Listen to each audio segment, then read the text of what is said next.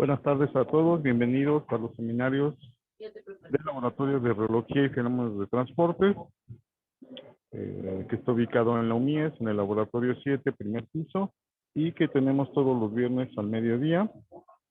El comité organizador está formado por el maestro en Ciencias Pedro Luis Antonio Ramírez Torres, el doctor Edson Emilio Herrera Valencia, la maestra Domingo Ortiz, la doctora Guadalupe Salinas y un servidor.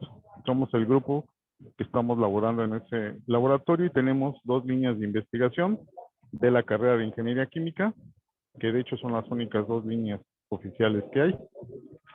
Y nos dedicamos al estudio de la radiología y los fenómenos de transporte. Les damos la bienvenida y le voy a pedir al maestro Luis que haga la presentación en esta ocasión. Bienvenidos. Buenas tardes. Sí, doctor, gracias. Bueno, es un gusto presentarles a ustedes el seminario que va a impartir el alumno Luis Fernando Yáñez Suárez, que es pasante en Ingeniería Química en la Facultad de Estudios Superiores Zaragoza.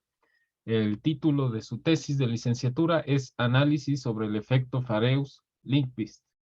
El director de tesis, como ya lo mencionaba el doctor Fausto, es el doctor Edson Emilio Herrera Valencia, y sus asesores de tesis es el doctor Fausto Calderas García y su servidor, el maestro en ciencia Luis Antonio Ramírez Torres. Entonces no me queda más que cederle la palabra a Fernando y le deseo mucho éxito. Adelante, Fernando. Es tuyo el auditor. Sí, muchas gracias, profesor. Pues primeramente quiero agradecerles a todos el espacio, el apoyo que me dan para este proyecto que continúa, pues ya está a punto de finalizar. El trabajo lleva como nombre el análisis sobre el efecto Fareus-Lindqvist.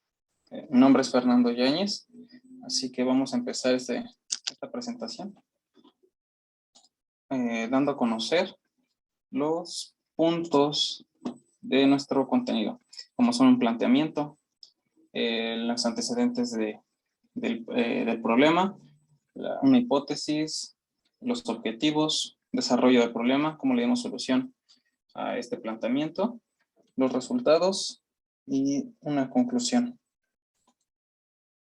Sale. Entonces, este planteamiento del problema, pues se trata de modelar el efecto Fareus-Lindqvist hacia un tubo capilar, el cual está comunicado entre una vena y una arteria. Es apoyado por la teoría de zona marginal de Haynes y se toma en cuenta también el efecto Fareus-Lindqvist. El efecto Fareus, perdón. Se elabora bajo intuición física. Se pretende que este efecto esté presente. Entonces, debido a la geometría, se va a hacer uso de coordenadas cilíndricas, por lo cual el modelo se realiza bajo la semejanza de un capilar recto y rígido, que se encuentra ubicado entre dos tubos de diámetro mayor. Estas van a contener una reducción no abrupta entre ellos.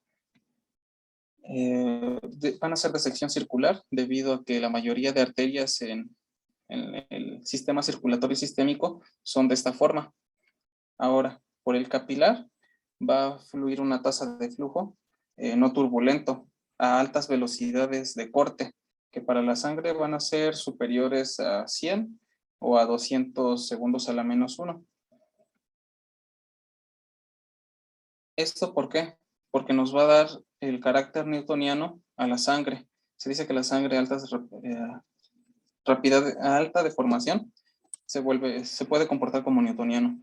Va a existir un gradiente de presión constante. Igual, como lo habíamos mencionado, va a estar ubicada la zona marginal con dos regiones bien definidas en el tubo capilar. Serán invisibles entre sí y tendrán una viscosidad constante cada región. En donde la zona central se va a ubicar la máxima cantidad de glóbulos rojos. Esto debido al flujo inherente de la sangre. Ahora, en cuanto a los antecedentes, sabemos que diversas disciplinas de las ciencias naturales toman al cuerpo como investigación. Es interesante debido a que puede proporcionar diversa información con buenas expectativas y así utilizarlo en bien de la sociedad. Ahora, por nuestra parte, como ingenieros químicos, podemos adentrarnos en ello,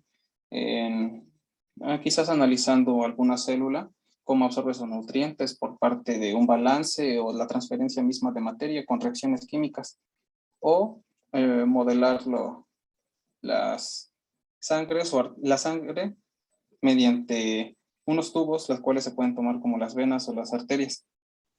Para esto, la ingeniería química entrega resultados por parte de los fenómenos de transporte y la reología, donde esta última es una rama de la mecánica que se ocupa de estudiar las relaciones constitutivas de los materiales, así como las pastas o algunas suspensiones o alimentos. Comúnmente se encarga de investigar fluidos complejos como los polímeros, algunos sistemas biológicos, lodos, emulsiones. Para la reología existen dos términos muy importantes, como lo son el esfuerzo y la viscosidad. En cuanto al esfuerzo, podemos clasificarlos de dos maneras, como son cortantes y normales. Entonces, los esfuerzos están presentes siempre que un material fluya, y para que fluya debe de existir una deformación. Y la deformación no es más que el cambio de la posición de una partícula de este cuerpo respecto de la misma. Estos esfuerzos que hacen que cambie son cortantes y normales, donde los cortantes son aquellos donde una fuerza es aplicada de manera paralela a la unidad de área del material, como es en este caso. Su unidad de área sería la parte superior de este cubito. Y los normales son aquellos que una fuerza se aplica de manera perpendicular a la unidad de área del material, como lo es esta que se expande hacia los lados. Por otro lado, la viscosidad podemos describirla como la fricción interna de las partículas al interactuar con otras, y a su vez estas permiten la resistencia al flujo.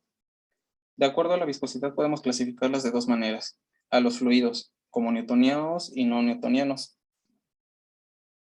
donde los newtonianos se caracterizan debido a que el esfuerzo aplicado es directamente proporcional al gradiente negativo de velocidad.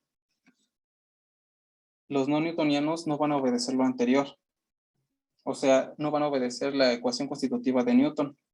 Por ello no van a seguir esta parte, y la ecuación constitutiva de Newton va a ser una de las ecuaciones de gobierno que vamos a estar utilizando para este proyecto, así como lo es la ecuación de cantidad de movimiento, que es la segunda ley de Newton aplicada al momentum, la ecuación de continuidad, que es un balance de materia en cuanto a las entradas, igual a las salidas, así como se van a tomar los tres efectos que están mencionados aquí, como es la teoría de zona marginal de Haynes, donde explica que se forman dos regiones bien definidas, en donde la región central va a tener la máxima concentración de glóbulos rojos y solo se va a presentar en tubos capilares de 4 a 7 y hasta 500 micrómetros.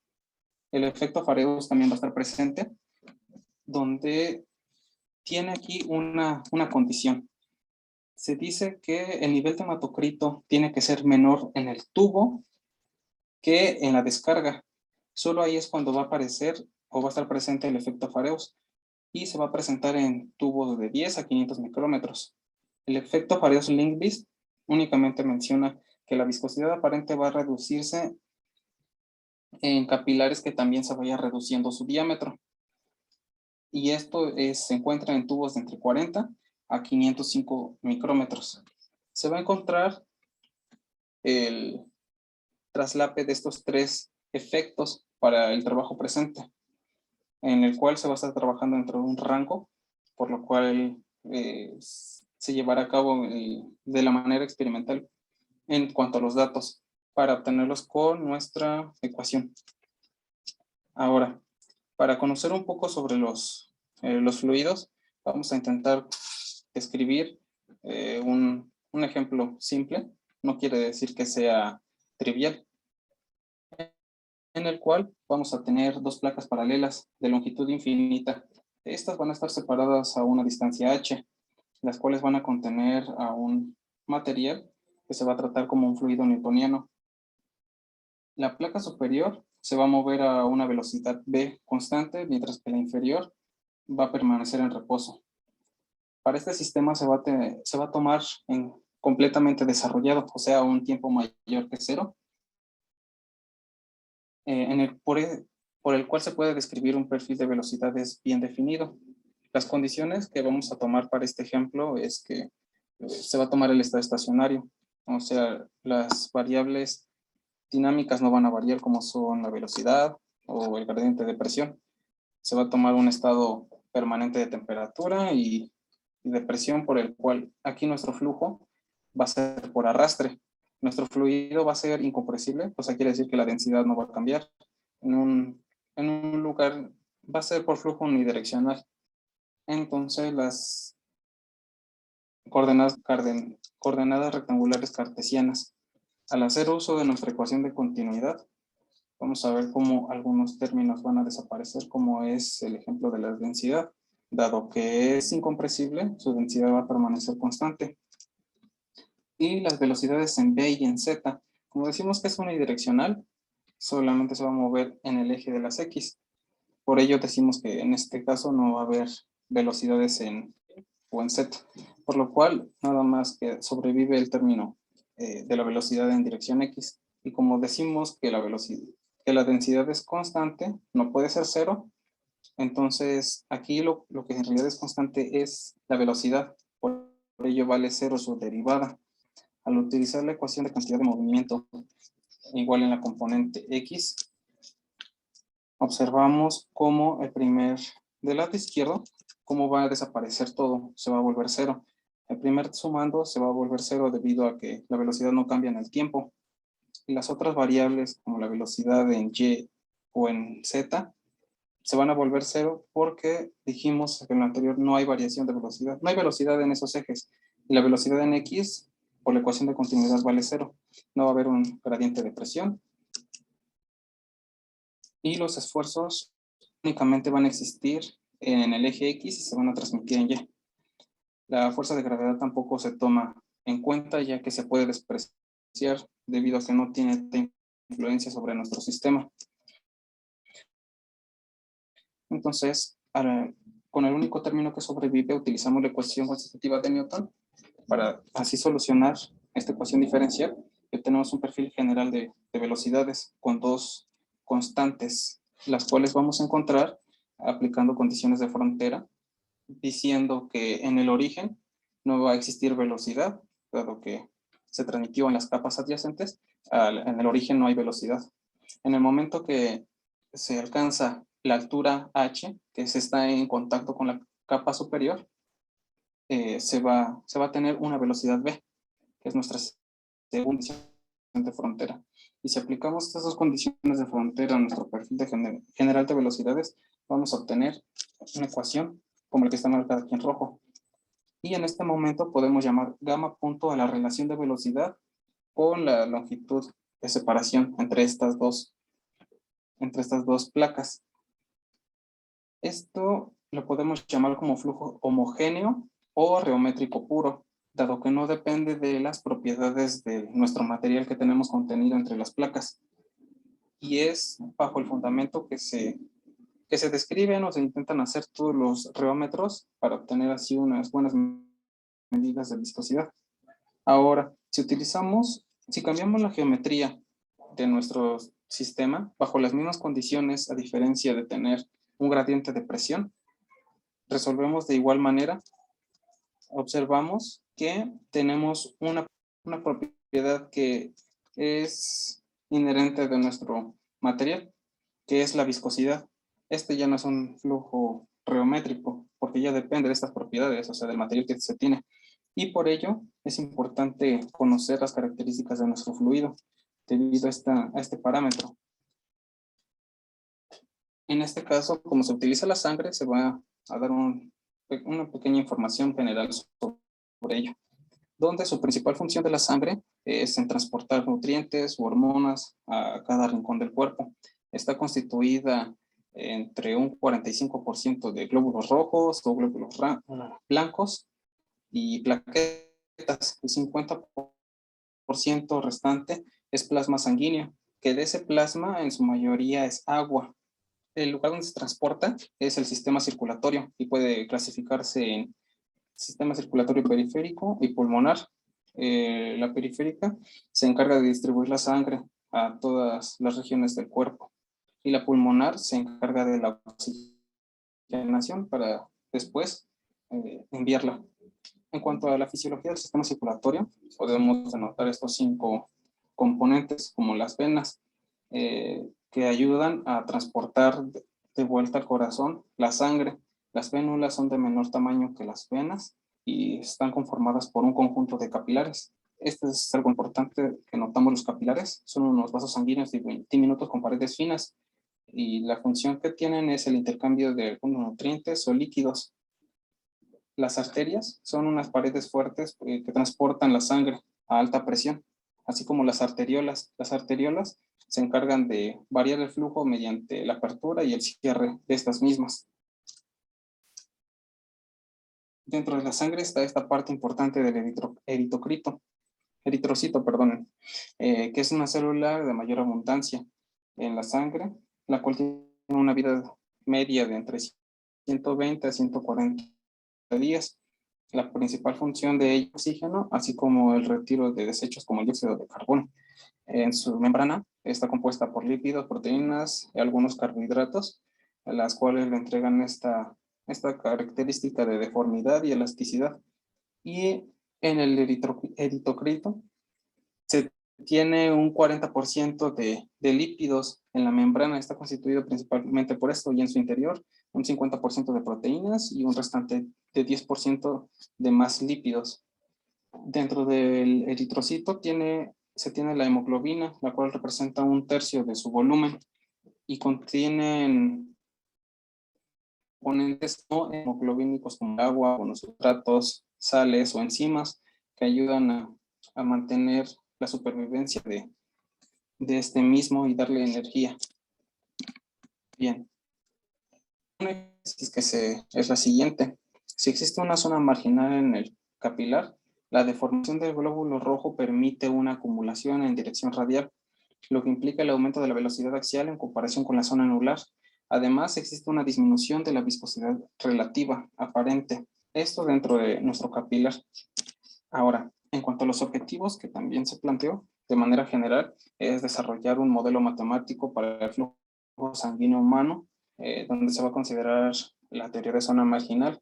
Se va a caracterizar la sangre como un fluido newtoniano, ya que es condición también de la teoría de zona marginal, y con esto se va a predecir el comportamiento de la viscosidad relativa aparente sanguínea para los capilares, que vamos a variar su diámetro. Y todo esto se va a contrastar con datos experimentales ya obtenidos. De manera particular, se van a definir los perfiles de velocidad en el tubo para ambas regiones, así como su caudal. Se va a tomar en cuenta de misma manera el efecto de la zona marginal, para después realizar algunas simulaciones gráficas y ver y observar el comportamiento del hematocrito en el capilar, así como observar las viscosidades de estos fluidos y el mismo espesor de las capas. Para ello también se va a contrastar una gráfica muy importante de la viscosidad relativa aparente en función del diámetro, lo cual va a culminar con la comparación de los datos experimentales. Ahora, ¿cómo se desarrolló este problema? Para solucionar este problema, dentro de este capilar, lo vamos a tomar ya completamente desarrollado, en donde va a estar bien definida ambas regiones. Una región anular, una coraza que no va a tener más que plasma sanguíneo, y como el plasma dijimos que es en su mayoría agua, esto se puede tomar más que por obviedad como un fluido newtoniano. En el centro van a estar la mayoría de la cantidad de glóbulos rojos. Como era una condición de zona marginal, que fuera newtoniano, también se va a tomar como newtoniano. Entonces, este fluido va a ser incompresible, se va a tener un flujo unidireccional bajo un flujo bifásico inmisible, se va a mover por un gradiente de presión. Se toma ya desarrollado junto con el sistema estacionario y un proceso isotérmico de 37 grados centígrados, el cual es aproximadamente la temperatura del cuerpo humano. Como se describió anteriormente, se van a tomar coordenadas cilíndricas. Así, una vez dicho esto, podemos iniciar con la ecuación de continuidad. Con la ecuación de movimiento, perdón. Al igual que los ejemplos anteriores, vemos cómo desaparecen algunos términos, como es la densidad. Tenemos una densidad constante. Despreciamos la velocidad en la zona radial y tangencial, dado que no influyen en nuestro sistema. Vamos a ver cómo la mayor parte de movimiento se encuentra en el eje de las zetas. Y para ello, seguimos el análisis y vemos que nuevamente la velocidad va a permanecer constante, como lo muestran en la ecuación 4.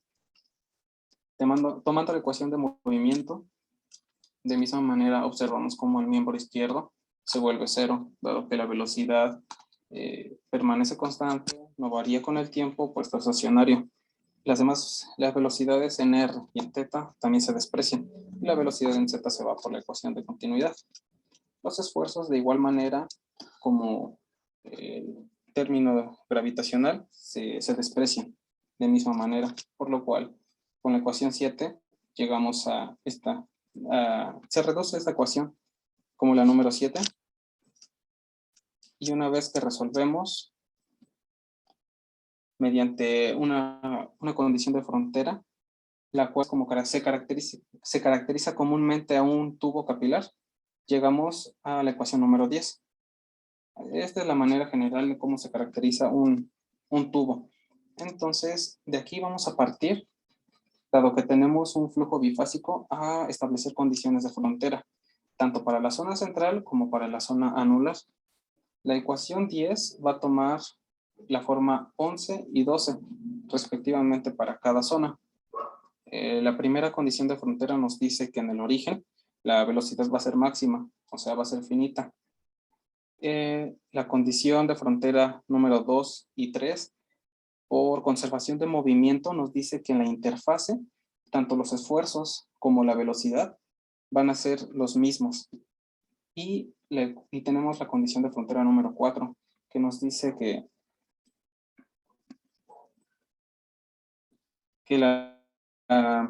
cuando la coordenada radial alcance el radio o la pared del tubo, la velocidad va a ser 0. Esto por la condición de no deslizamiento en la pared. Una vez que tenemos listo esto, aplicamos la condición de frontera número 2 y 3 a la ecuación número 10, perdón, 11 y 12, en donde ya están establecidos los perfiles de velocidad para este tubo, como son en la ecuación 17 y 18. Si bien aquí podemos observar algo interesante, es que en la ecuación 17 se encuentra el primer sumando la velocidad máxima. Como lo decíamos, en el centro la velocidad es máxima, entonces esta parte es la velocidad que se tiene en el centro del tubo capilar, por lo cual la velocidad en el centro es mayor que en el ánulo. De esta misma manera se puede obtener el flujo total que se tiene en el capilar. Únicamente se integran los perfiles de velocidad y se suma en cada caudal, obteniéndose la ecuación 21. Para ello, en la ecuación 21, vemos cómo ya se tiene la viscosidad de tanto el centro como del ánulo. Tenemos que definir también la viscosidad aparente, y esto dado por la ecuación de Hagen-Poiseuille. A partir de ella, nada más separamos despejamos la viscosidad y sustituimos el caudal que obtuvimos de nuestro sistema, con la cual adopta la ecuación número 22. Sin embargo, tenemos que tener en cuenta estos efectos de viscosidad de acuerdo a que estén en función del nivel de hematocrito que tenemos. Lo que sugiere Charm es utilizar esta ecuación, la número 23, que a su vez depende del nivel de hematocrito y de la temperatura del sistema. Sin embargo, alfa va a tener que ser utilizada para niveles de concentraciones mayores al 60%. Y una vez que utilizamos esto en la ecuación 22, la ecuación va a tomar la forma como la número 25, donde tenemos una viscosidad relativa aparente en función del hematocrito, tanto en el tubo como en la entrada. Sí, con ello también tenemos que hacer un balance de materia, como es en la ecuación 26. Vemos que en la descarga tiene que ser lo mismo que lo que esté en el tubo central. Como tenemos nuestro tubo capilar y dijimos que todo va en la región central, el nivel de hematocrito, se toma el centro. Entonces, Ronald Fournier sugiere una relación de nivel de hematocrito en función de los radios.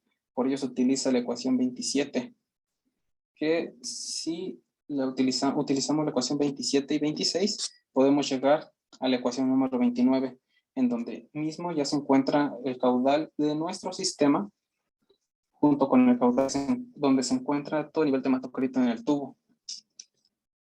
Una vez que lo sustituimos, vamos a obtener la ecuación número 30. Tenemos una ecuación que está en función del hematocrito en la descarga y en el centro. Esto por el efecto Fareus. Junto con las ecuaciones 27 y 23, si lo sustituimos en la ecuación 30 ahora, tomando en cuenta todavía este nivel de hematocrito, podemos obtener la ecuación número 31. ¿Para qué? Para encontrar una ecuación que esté en términos del nivel de hematocrito en nuestro tubo capilar. O sea, en el centro, donde está ubicada los glóbulos rojos. Esta ecuación 31 va a ser la más importante entre todas, porque va a ser la relación de comparación de datos experimentales con el modelo, como se muestra en los siguientes resultados. Bien.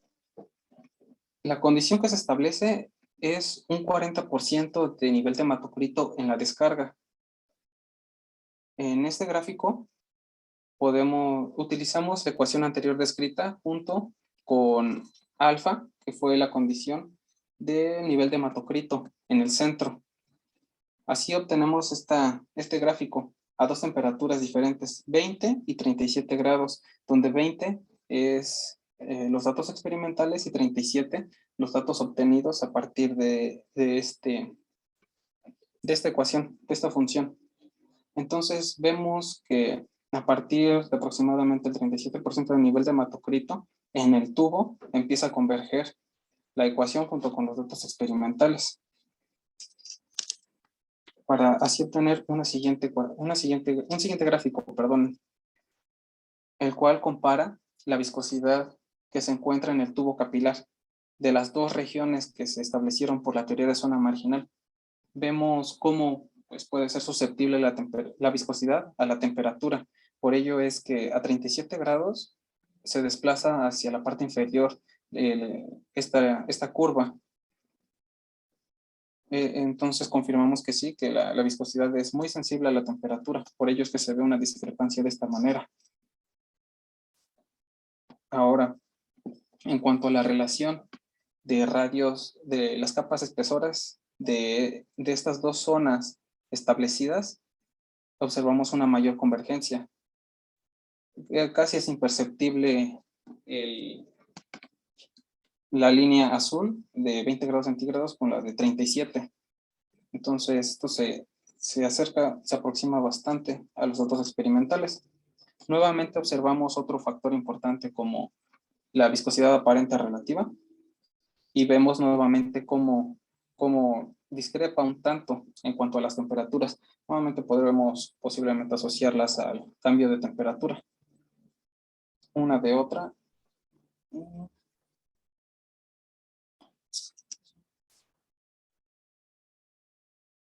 Pasamos a la siguiente, que esta es el último gráfico, pero es un gráfico importante, porque esto es lo que estábamos estableciendo, el observar la variación de la viscosidad aparente en términos del diámetro. El modelo que establecimos nosotros está ubicado en una curva suave de color azul. Y los datos experimentales que se obtuvieron de Azerbaiyán y Ognai son los puntos en color naranja. Para realizar este gráfico se tuvo que tomar en cuenta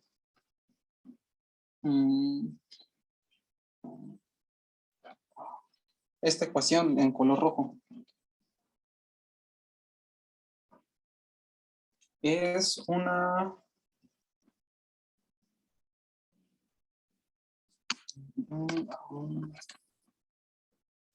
no me acuerdo cómo se le llama, parametrización.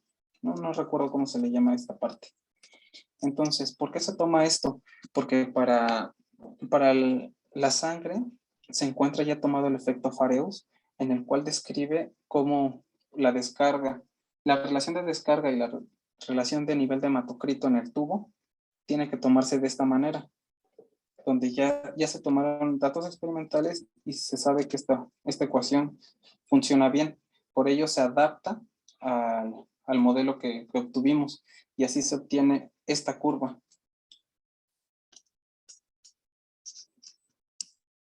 Y pues sería esto la última gráfica que obtuvimos para así llegar a las conclusiones.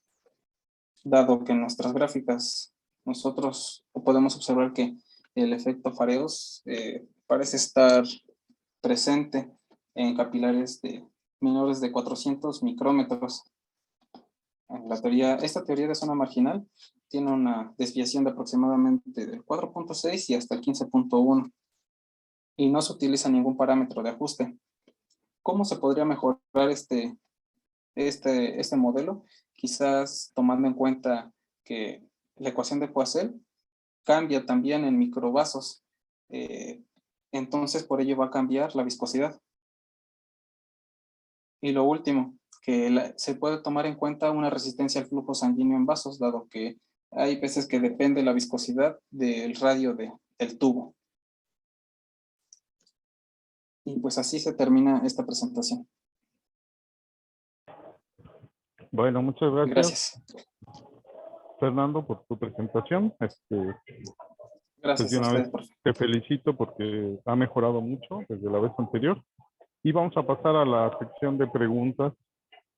Si alguien quiere hacer un comentario, una pregunta, lo puede hacer por el chat, lo puede hacer levantando la mano, lo puede hacer prendiendo su audio. Aquí tengo una mano levantada del doctor Edson Emilio Herrera Valencia. Adelante. ¿Me escuchas, Fernando? Buenas tardes. ¿Me escuchas? Hola, profe, sí lo escucho. Perfecto, muy bien. Primero que nada, felicitarte. Ya se vio un cambio drástico, pero drástico en tu presentación. Ya estás manejando conceptos que eran básicos, que son básicos. Entonces es importante que sigas en esa tendencia. Ahora Gracias. bien, unas preguntas. Ahorita estás Sí. ya terminaste todos los créditos de la carrera. Así es.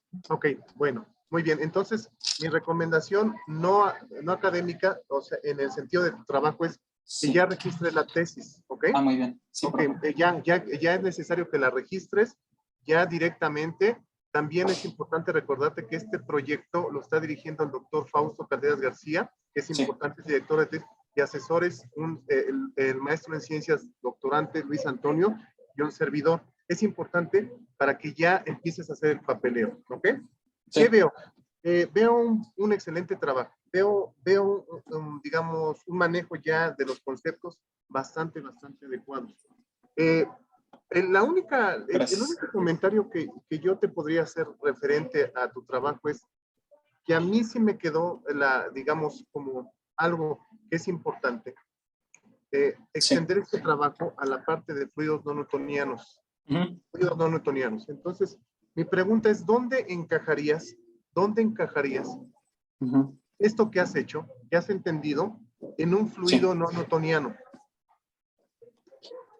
¿Qué tendrías que cambiar de tu modelo para insertar ahí la parte de un fluido no newtoniano? Puede ser un modelo de Reiner-Filipov, un modelo de Fanti-Tanner, un modelo, perdón, de Ellis, un modelo digamos, el del profesor Manero, del BMP, o puede ser cualquier otro. Entonces, la pregunta es puntual. ¿En dónde ¿En qué parte de tus ecuaciones? ¿En dónde? En el centro del capilar al modelar justamente esta región en donde se centran o migran todos los glóbulos rojos. En la parte exterior yo digo que no, porque pues es en su mayoría agua, el plasma. En la parte central sí, porque ya sería la acumulación de todos los glóbulos rojos.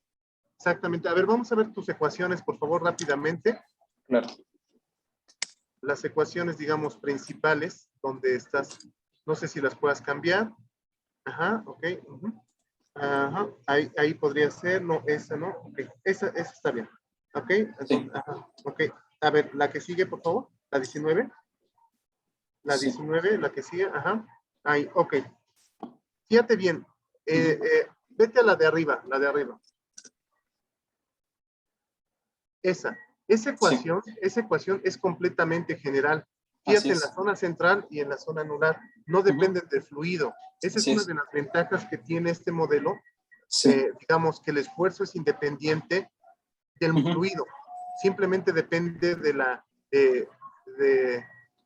del gradiente de presión. Entonces, vete a la siguiente.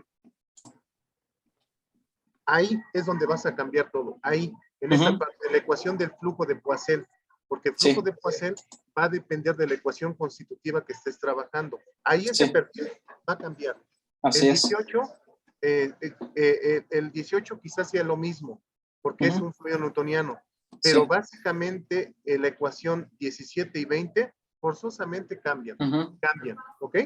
Así es, sí. Entonces, y el flujo total, por supuesto, va a cambiar. Ahí tienes que meter la dinámica no lineal de estos sistemas, o sea, es decir, la reología elástica o un fluido reológico no lineal, pero inelástico. Entonces, eso es lo que yo quiero que pienses a futuro, pero en general yo la veo bastante bien, así que te felicito por el trabajo.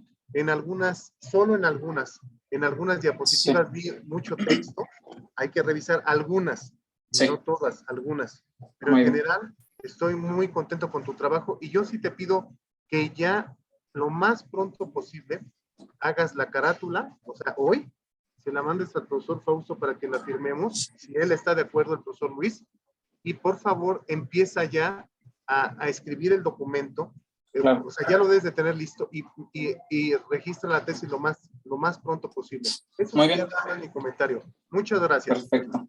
Muchas gracias por sus comentarios. Le agradezco mucho. Gracias. Bye. Gracias al doctor Edson por la participación. Aquí en el chat, Fernando te comenta Iván González, que cuál es, bueno, primero te felicita, muy buena presentación, y te pregunta que cuál consideras que es la parte más innovadora de tu trabajo. Gracias, Iván.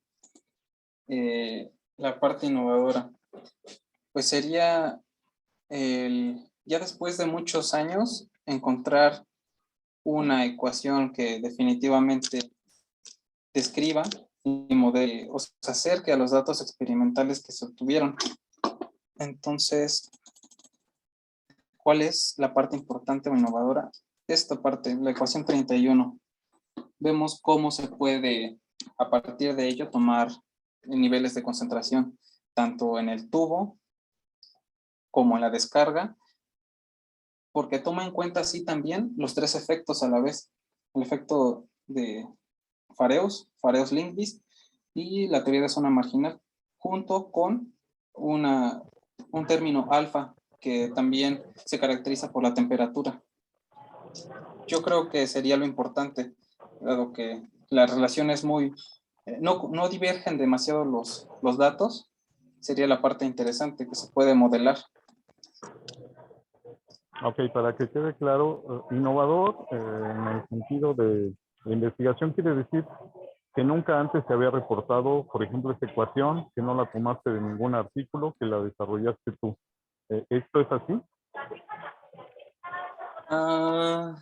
Pues es que principalmente vienen, son diversas ecuaciones que se unen dentro de todo este modelo, como por ejemplo esta correlación, no recuerdo el nombre exactamente, es de Priest en el año de 1992, es como un ajuste, no es sí es una correlación, en la cual se adapta a todo ello, o sea, son un conjunto de ecuaciones que estaban bien definidas y se adaptan a este modelo, a esta misma situación. Ok, pero la ecuación a la que llegaste no se ha reportado así tal cual. No, no, no, no. No es la primera vez que se reporta. Existen diversas otras más, pero tal cual como ella, no. Ok, muy bien. Entonces, esa sería la parte innovadora. Sí. ¿Alguna otra pregunta? ¿Alguien más? Carlos Alberto Morales Rojas, adelante. Muy buenas tardes, ¿cómo están? Nada más una pequeña observación. Me encantó la presentación, excepto que las letras en rojo deberían de haber sido en amarillo para que contrastara con el fondo gris. Eso es toda mi bronca, porque terminé yo todo mareado tratando de leer. Ya, genial. Muchas gracias. Le agradezco muchísimo. Al contrario. Bueno, pues ahí tienes, Fernando, para que mejores tu presentación para tu examen de titulación. Yo creo que es una buena observación. Sí, ¿Alguien claro. más que quiera comentar, participar? Luis. Sí, doctor, si nadie más va a preguntar, entonces, bueno, sí Sí, quisiera adelante, Luis. participar. Gracias. Fernando, sí has mejorado mucho con respecto a la última presentación, lo cual me da gusto de manera personal. Qué bueno que sigues trabajando aquí en tu tesis. Ya Gracias. nada más hay que pulir la forma, ¿verdad? Porque el fondo, Sí. pues, ya al parecer ya tiene una forma específica. Bueno, los comentarios que yo te puedo hacer son los siguientes. Como ya te mencionó el doctor Emilio, sí hay algunas diapositivas que tienen mucho texto. Recuerda que un criterio sí medio subjetivo son 7 renglones por diapositiva para mantener entretenido al lector, etcétera, ¿no? No atascar tanto las diapositivas con texto. Luego, otra observación que te voy a hacer, Fernando, es la bibliografía que presentas no tiene un formato en específico. De hecho, hay bastantes errores. A veces no pones el año, a veces no pones bien el apellido, a veces tiene formato APA. Entonces, en ese sentido, al menos aquí en tu presentación y también en tu trabajo escrito, pues maneja el formato APA, por favor. ¿De Ya. acuerdo? Muy bien. Sí, profesor. Gracias. Sí, sí, bueno, ya las siguientes preguntas van a ser un poco más técnicas. ¿Cuál es la diferencia, Fernando, entre hematocrito y eritrocito? Porque, bueno, al menos en la presentación me dio la sensación de que los usaste de manera indiscriminada. ¿Conoces Sí, esa diferencia? sí. El eritrocito se le llama así al glóbulo rojo de otra manera. El hematocrito es pues es una medida estadística del, del nivel, o sí, de cuántos glóbulos rojos existen en una región dada. Sí, exactamente, esa es la diferencia precisamente. Exacto, Sí, entonces sí, ahí te recomendaría que sí hicieras esa diferencia porque parece que, al menos en tu exposición, Fer, que lo trataste de manera igual, ¿no? Entonces, ahí sí. nada más cuidado con eso. Vale, muy bien. Adicionalmente, podemos ir a las condiciones de frontera. ¿Puedes cambiar esa diapositiva, Sí, Fernando, por cómo favor? no.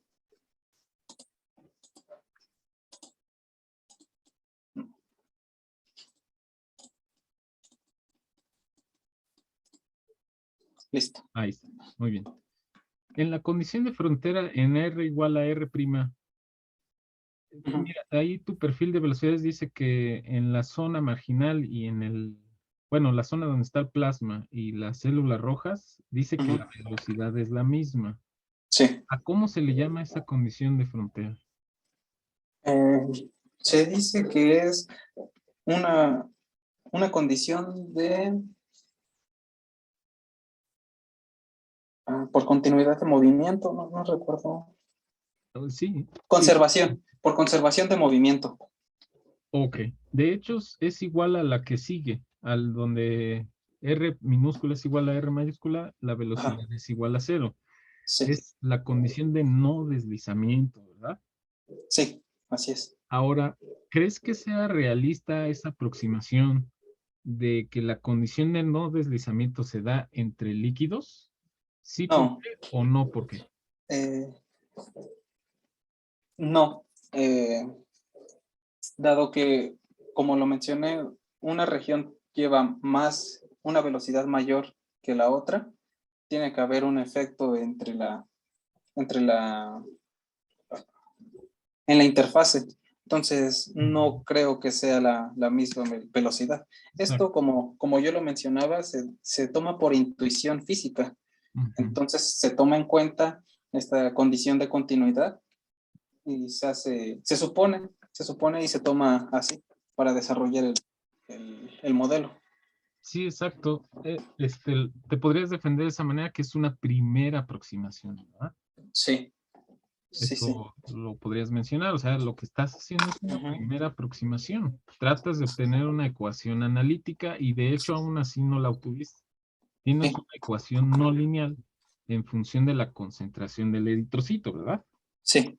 Bueno, eso me lleva a la última pregunta. ¿Podemos poner Vale. la última gráfica que comparaste datos experimentales contra predicción de tu modelo? Listo. En conjunto con lo que te mencionaba el doctor Emilio y lo que te acabo de mencionar en este momento, ¿cómo mejorarías ese ajuste en tu modelo? Pues sí, caracterizando de alguna manera el flujo en la capa central como un fluido no newtoniano. Una. Otra es posible tomar pues estos efectos en cuanto a ver, es que si digo alguna cosa va a repercutir también en la descarga.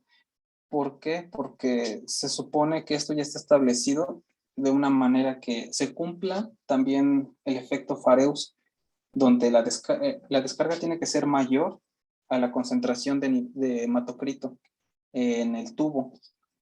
Si se toma en cuenta ello, yo creo que la velocidad en el centro mire, ya tengo una idea. Dado que la velocidad en el centro es mayor que en el ánulo, va a haber un momento en el que el nivel de hematocrito sea mínimo en el centro. O sea, va a pasar todo el glóbulo rojo hacia la descarga. Entonces, se puede tomar en cuenta este efecto para ver si se puede aproximar más el modelo. Exactamente, o sea, esa es otra aproximación. Y otra es considerar deslizamiento entre las fases, ¿de acuerdo? Sí, deslizamiento, sí. ¿No? Sí, sí. Bueno, pues todo eso que acabas de mencionar, ponlo como trabajo a futuro. Eso es solo una recomendación nada más. O sea, eso ya está sujeto a tu director de tesis. Claro. Pero bueno, Fernando, ya serían todas mis preguntas y pues vamos a trabajar, Fernando, ya para que te titules lo más pronto posible. Felicidades. Muchas gracias. Muchas gracias a todos por los comentarios y una disculpa por que a veces me trababa, pero me da un poco de nervios. Sin embargo, siento que domino el tema. Sí, como a Sí, todos. gracias, Luis.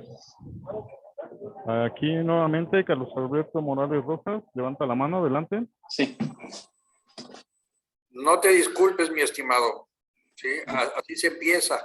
Sí. Pero sí tienes madera y además tienes ritmo, tienes claridad, tienes lo que se le denomina dicción, modulas bien la voz, ¿sí? No eres monótono, te explicas muy bien.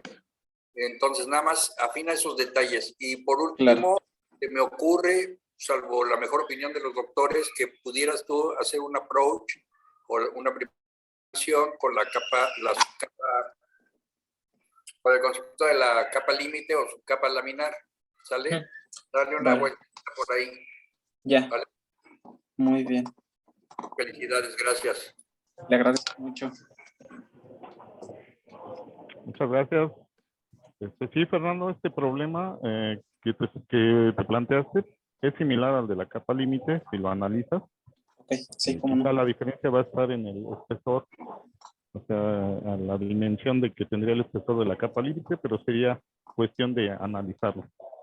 Muy bien. Pues yo aprovecho también de una vez para hacerte mis comentarios.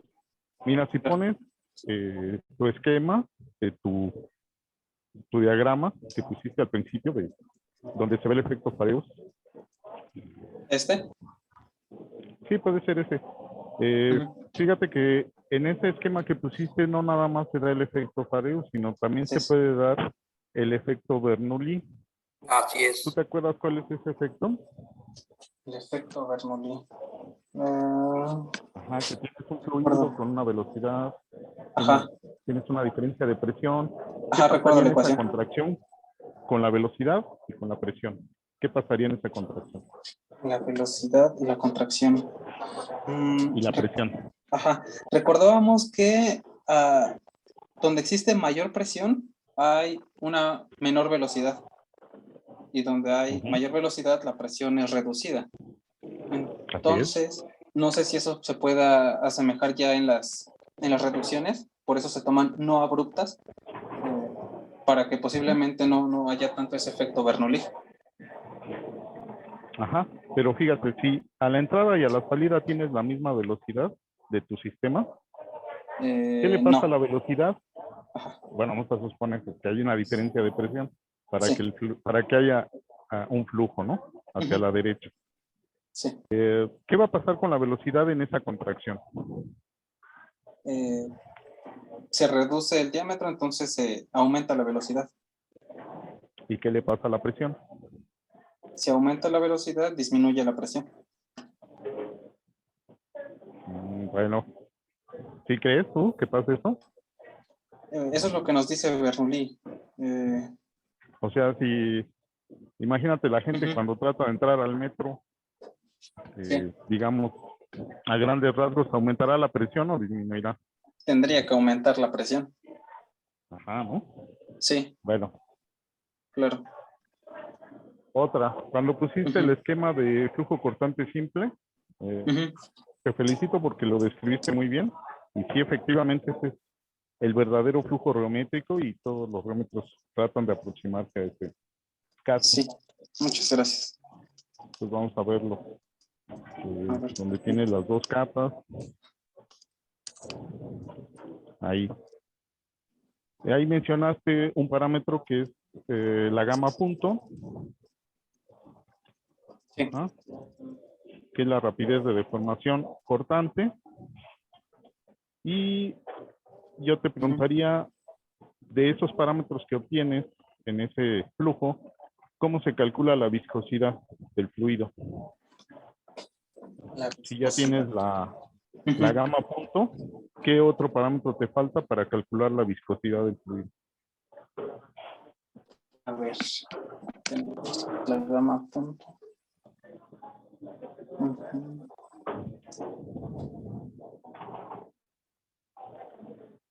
¿Qué tienes que hacer? Te preguntaría yo para que te acuerdes. Para que se mueva la capa de arriba. Le tienes que aplicar una ¿qué? Se tiene que aplicar una... Para que muevas algo que está en reposo, ¿qué hay que un aplicar? Esfuerzo. Una fuerza, ¿no? Una fuerza, ajá. Y si esa fuerza la divides entre el área sobre la que la estás aplicando, pues ya te da el esfuerzo. Ajá. ¿Cómo se llama ese esfuerzo? Fuerza por unidad de área es el esfuerzo tangencial. Esfuerzo tangencial. Ajá. ¿Qué otro tipo de esfuerzo hay? Acuérdate que hay dos, el tangencial o cortante. Y el normal. Y el normal. Entonces Así aquí es. que tú mencionas el cortante. ¿Cómo se calcula la viscosidad si ya tienes el esfuerzo cortante y la gama punto? A ver. Esfuerzo. Se tendría que tomar en cuenta el gradiente de velocidad. No, ya tienes gama punto. Ya tienes el promedio, digamos, de la velocidad. Bueno, ahí nada más faltó eso. Yo fue lo que noté. Para calcular la viscosidad, lo único que tienes que hacer es dividir el esfuerzo cortante entre la gama punto. Ah, vale, ya. Eso te da la viscosidad puntual. Entonces, ya nada más faltó eso para terminar con este esquemita, ¿no? Muy la bien. viscosidad se calcula del cociente de esfuerzo entre la rapidez de deformación al corte. y será unidades de Pascal, bueno, en el sistema internacional Pascal por Sí. segundo. Ah, muy bien. Muchísimas gracias por el dato, no lo pasé desapercibido, la verdad. Bueno, pues estamos en tiempo, es la 1 de la tarde, les agradecemos a todos por su presencia, ya nada más vamos a tener la siguiente semana seminario antes de salir de vacaciones y regresamos en agosto. Les agradecemos que hayan asistido, les agradecemos sus preguntas y los esperamos la próxima semana. Que tengan buena tarde. Gracias a todos, que estén muy bien. Hasta luego, Igualmente, gracias. buenas tardes a todos.